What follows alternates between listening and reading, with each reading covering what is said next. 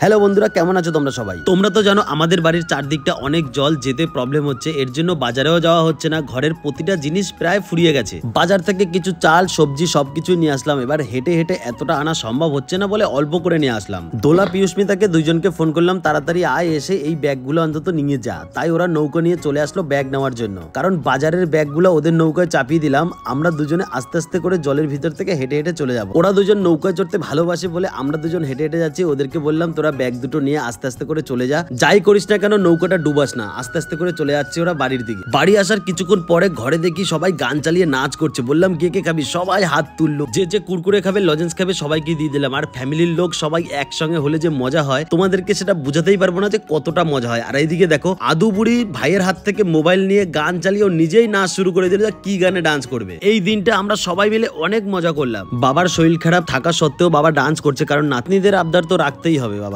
Dance complete হওয়ার পরে সবাই একসঙ্গে খেতে বসলাম। সবাই একসঙ্গে খেতে বসার মজাই আলাদা। কাকাদের ছাদে বসে সবাই খাচ্ছি। তো টাটা বাই বাই, দেখা হচ্ছে নেক্সট ভিডিওতে।